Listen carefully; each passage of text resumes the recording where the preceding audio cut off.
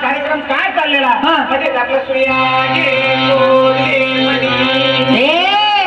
तुझ्या घरामध्ये काय चोरी करायला आलं काय काही टाकत काय झालंय तुझ्या घरी काही चोरी करत नाही काय टाकत नाही कोणा बाकीचा कुठला देखील काय बाकीचा कुठला इकडचे तिकडचे लोक येतात आणि आपल्या मराठी माणसाला परेशान करतात.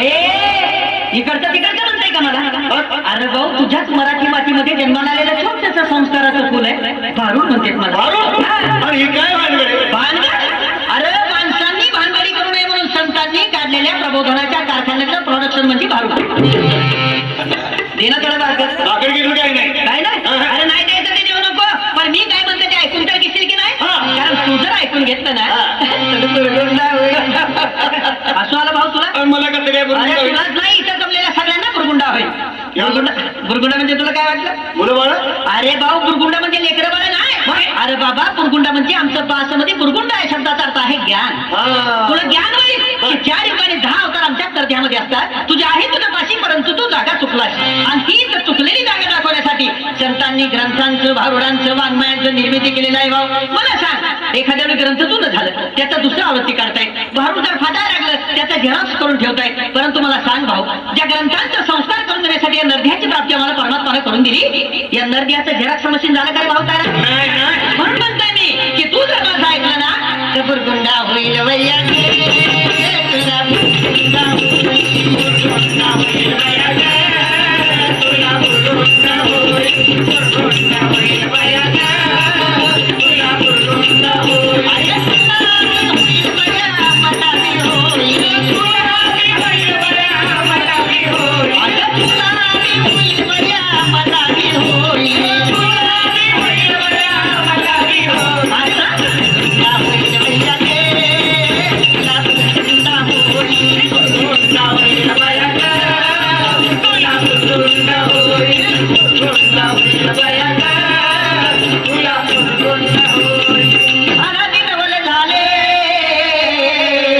स्वानंद गुरुकुलाचं वे घेऊन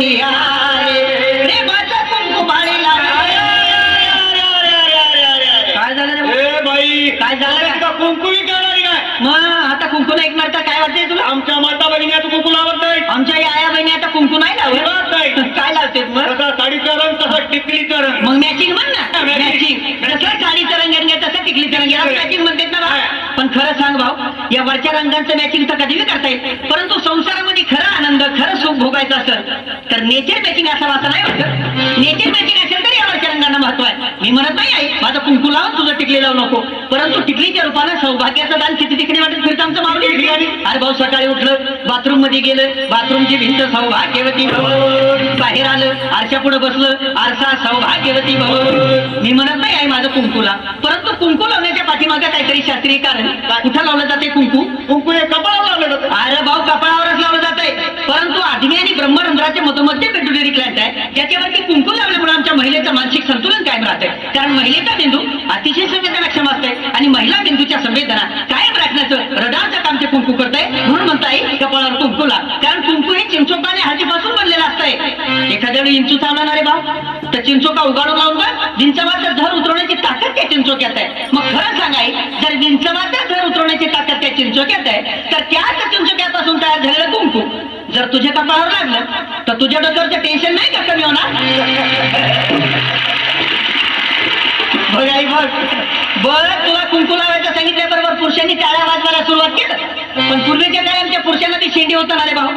आता हाय शेंडी काय सापडत नाही आता नाही शेंडी. शेंडी शेंडी म्हणजे काय? शेंडी म्हणजे शेंडी म्हणजे लांबकेस. हे भाऊ शेंडी म्हणजे लांबकेस नाही.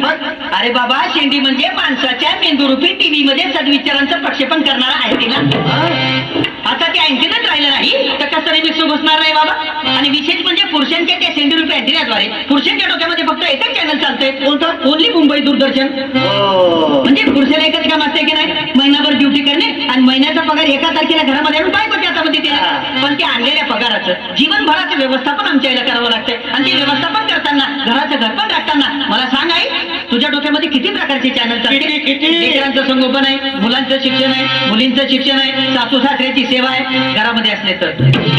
हे सगळे चॅनल तुझ्या डोक्यामध्ये व्यवस्थितरित्या प्रक्षेपित होण्यासाठी तुझ्या डोक्यावरचा हा जो केसांचा आंबाडा आहे ना ताई, हा डिश अँटिना आहे. आता मला सांग, या डिश अँटिनेच्या गाड्या जर ब्युटी पार्लर मध्ये जाऊन तू कमी केल्या तर तुझ्या मेंदुरूपी टीव्हीच्या पडद्यावर मुंग्या नाही काय ना?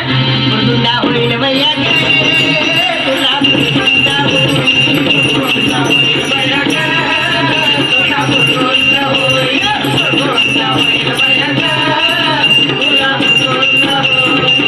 चार युगाची काठी बोदळी दशावतार खेळे. काय झालं? तेव्हापासून घाण वास येते त्या पुतळीचा. खरंच वाच येतो. या पोतळीचा वास येते. हा. अरे भाऊ ही पोतळी नाही, नाही. अरे ही पृथ्वी आहे. हा. हे रंगीत रंगीत तुकडे आहेत, नाही अनेक प्रकारचे देश आहेत, हा. पण ही पृथ्वी आहे. मला बी सोडू नको समजू. हा. हे तुम्ही आणि जे आहेत ना आजकालचा मानव, ते मी आहे. बरोबर. आणि तुमच्या प्रत्येकाच्या घरामध्ये ज्या लेकरांनी जन्म घेतला ते उद्याचं भवितव्य हे आहे. अरे बाबा, माणसाला सुरक्षित ठेवण्यासाठी पृथ्वीवर पूर्वीच्या काळी डोंगर होते, नद्या होत्या, पशु होते, पक्षी होते, प्राणी होते. पण माणसानं स्वतःच्या सुखासाठी या पृथ्वीला सगळंच सगळं बर्बाद करून टाकले. ती बर्बादी म्हणजेच माणसाची बर्बादी आहे. म्हणून तुला सांगताय, आज तुझे काय कमवताय ना ते याच्यासाठीच ना रे बाबा. बरोबर. याला चांगलं राहायला घर मिळावं, याला चांगलं सुख मिळावं, याच्यासाठीच ना. पण उद्या मला सांग, तुझ्या स्वतःच्या आतताईपणामुळं जर या लेकराला उद्या शुद्ध हवा नाही मिळाली, शुद्ध पाणी नाही मिळालं, श्वास घ्यायला एक सुद्धा हवेचा कण नाही मिळाला, मला सांग वारशामध्ये तू याला काय देणार आहे? म्हणून सांगतो मी, तुला जर सुरक्षित राहायचं असेल तर पर्यावरणाचं रक्षण करण्यासाठी एक तरी झाड लाव. हा ईश्वराकडून सांगितलं ना, हे जनार्दन आनंद धारा संती जय जयकार केला, हा शकून कुरकुला पाहो तुला गुंडा होईल वैया गे, तुला गुंडा होईल, गुंडा होईल.